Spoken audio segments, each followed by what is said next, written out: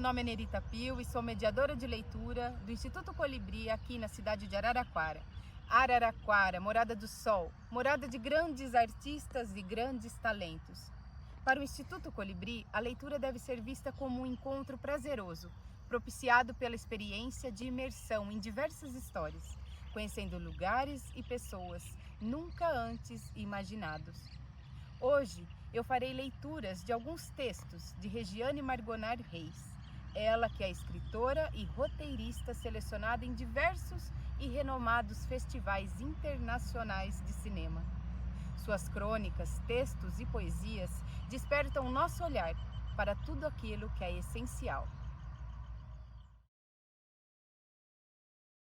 Pessoas boas não deveriam partir. O mundo está doente, precisando de remédios. E as pessoas especiais passam feito um raio, deixando faíscas de luz pelo caminho. Tentamos reter alguma luminosidade, mas só nos resta o exemplo. A doce lembrança do sorriso sincero, da mão que acalma, da palavra que acalenta, da presença que abriga. Pessoas boas não deveriam partir. São a dose homeopática para a cura que o mundo precisa. E o que será de nós sem o remédio adequado? Mas quanto egoísmo ainda carregamos, querendo dar posse de quem não nos pertence.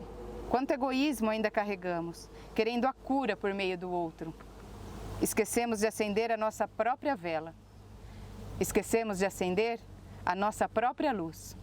E seguimos na escuridão, tentando reter faíscas eternas que não nos pertencem, que pertencem ao infinito do universo, na mais completa harmonia de Deus.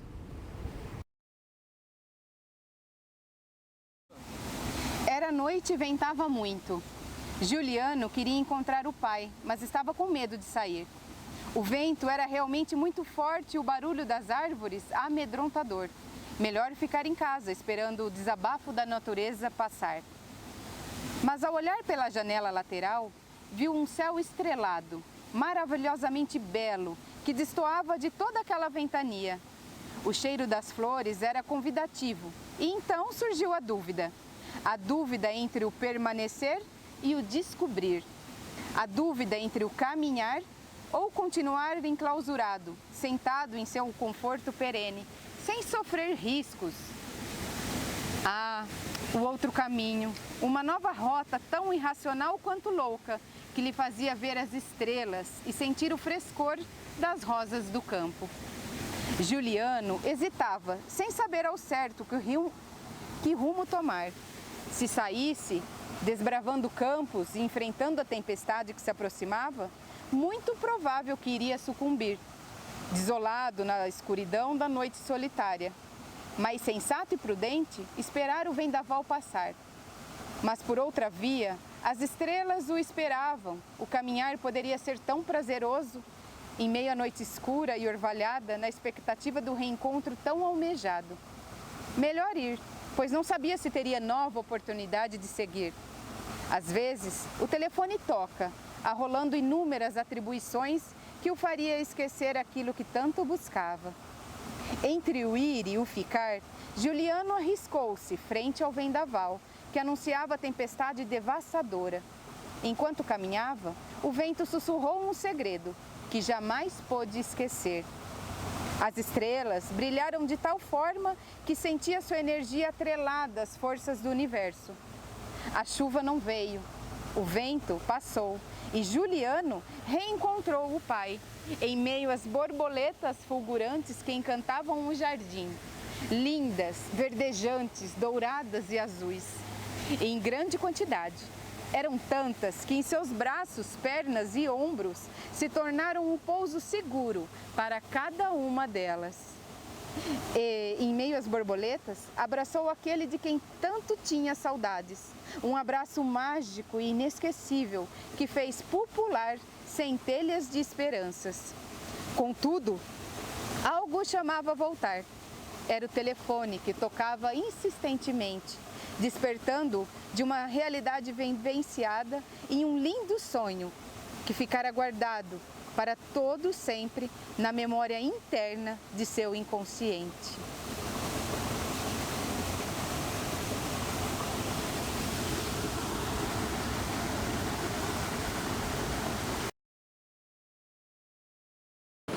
E a chuva cai, cai no mar e em meu coração, limpando toda a mágoa e toda a falta de energia que os sentimentos negativos fizeram eclodir.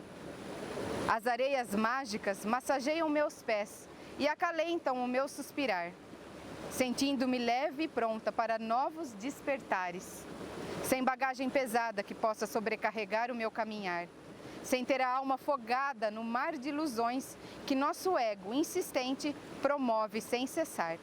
Apenas eu comigo mesma, sem retoques e sem maquiagens, jovem mulher olhando as ondas, esperando o que tiver de ser.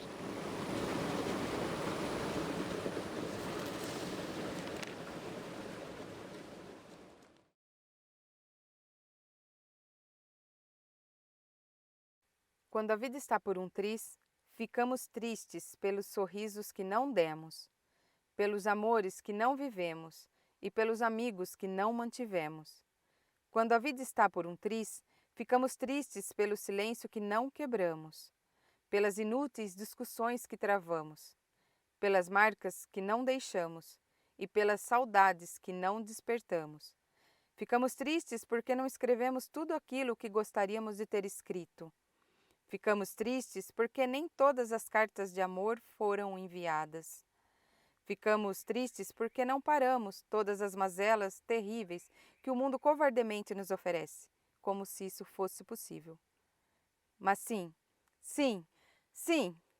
antes podíamos, e não fizemos. Ficamos tristes com o tempo desperdiçado em ocupações que nos retiraram do convívio com aqueles que amamos. Já não basta plantar uma árvore, ver um livro e ter um filho. Sentimos que deveríamos ter plantado uma floresta, escrito vários livros e sempre mudando de ideias. E por que não? E tido um caminhão de filhos, biológicos e do coração. Quando a vida está por um triz, o que nos acalma é a paisagem dulcificante da natureza, que nos relembra a juventude esquecida que ainda carregamos, em um corpo ora inútil e nem sempre tão jovem assim. É o amor dilacerado que pulsa em nós, libertando a esperança do eu melhor. É a lembrança de que um dia fizemos o bem, o que doamos, o nosso melhor, independente dos resultados. O que nos acalenta é a constatação de que o arrependimento não faz o tempo voltar e o que está feito, consolidado está, que independente da nossa vontade, o retorno dos dias vividos, mas que a vida é bem mais simples do que parece, podendo ser escrita num guardanapo de papel.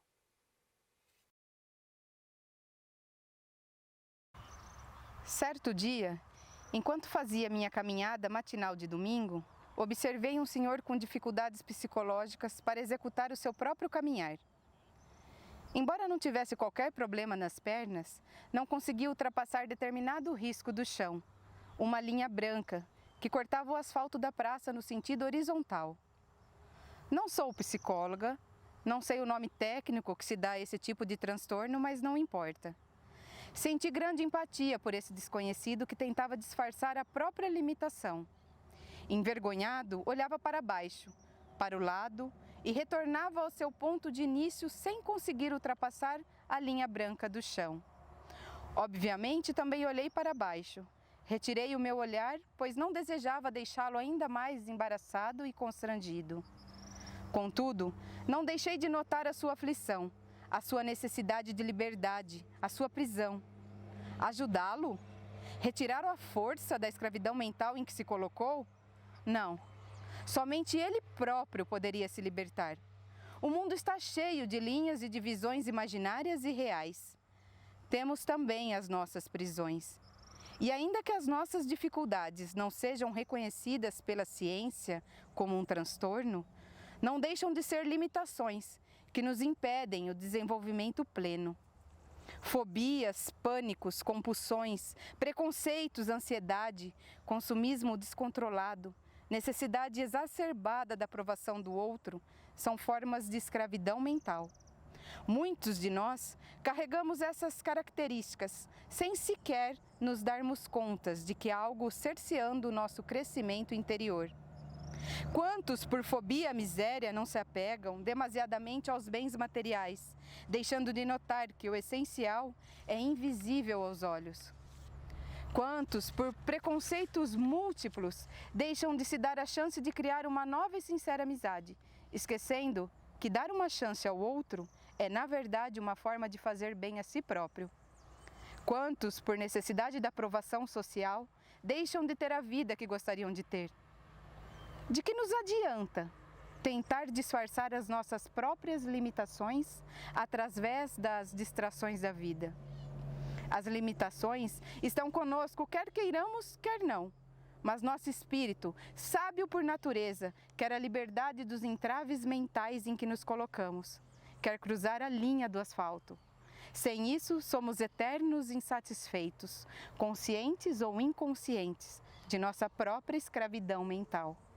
E sabemos que ninguém, além de nós próprios, poderá cruzar esta linha.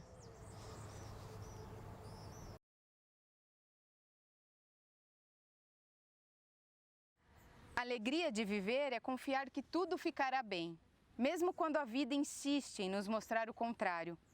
A alegria de viver é se sentir tranquilo, mesmo quando a vida nos prega uma baita peça. A alegria de viver é deixar para lá as amarguras do coração, principalmente quando essas são provenientes do escárnio alheio. A alegria de viver é sorrir aos sisudos e se divertir com isso. A alegria de viver é também chorar a mágoa reticente, que insiste em ficar sem a necessidade de esconder que algo não vai bem. A alegria de viver é rir de si próprio e brincar consigo mesmo. É saber contar histórias quando a verdade for muito cruel. A alegria de viver é tagarelar sozinho quando não há ninguém para conversar. Ou então, cantar bem alto a música que toca no rádio do carro, quando o semáforo está fechado e o motorista ao lado está reparando em você. É dançar pelado na frente do espelho, sem a necessidade de ficar ressaltando a gordurinha persistente que também insiste em permanecer. É não perder o entusiasmo pela vida, consciente de que ela é bonita, mas não é perfeita. Ler é um exercício diário de pensar e refletir os atuais acontecimentos sobre o mundo que nos cerca. O alimento da esperança é a luta, ancorada no fazer, que possamos nutrir e alimentar os nossos sonhos. Ainda que doa, é tempo de primavera, ousemos plantar. E incentivar o gosto pela leitura é isso, semear sonhos e cidadania.